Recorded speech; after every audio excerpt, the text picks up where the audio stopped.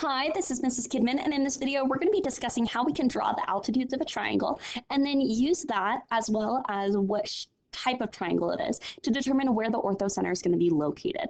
Now, we aren't looking for a specific point here, but we're just trying to decide, is this going to be on the inside of our triangle, on the triangle, or on the outside? So let's take a look here and kind of start by drawing our altitudes.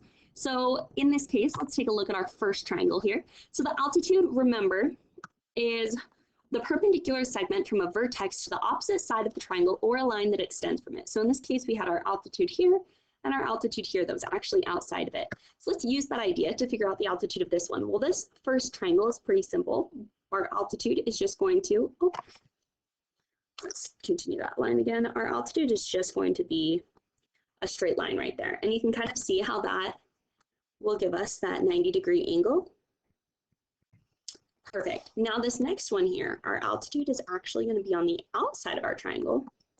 And you can see as we extend this line out that altitude will cross to a 90-degree angle. In this last triangle that we have, our altitude is actually going to be a side of the triangle because it's that right triangle.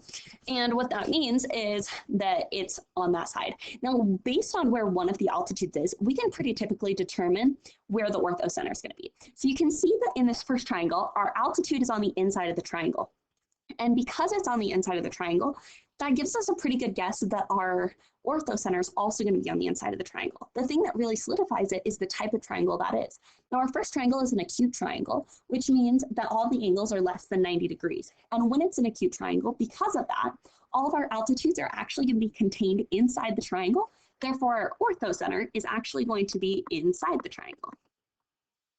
Now with this next one, because our altitude of this triangle was only on the outside, the one that we drew, and it never even got inside of our triangle other than to go through that one point, that gives us a really good suspicion that this one is actually going to be outside of the triangle. And we can solidify that with our knowledge that this is a obtuse triangle, in which case one of the angles is greater than 90 degrees. And because of that, we know that our orthocenter is going to be outside, but we can really, it makes sense because that one altitude that we drew is only on the outside, that the other altitudes, whether they're in or out, will have to cross on the outside because of that, because this one never even comes into our triangle. Now the last one here is going to be on the triangle. The reason why is look at that altitude that we drew. It's on the triangle. Guess what? The other altitude that we see is actually this one, which is also on the triangle. And then the last one is going to go through right here-ish.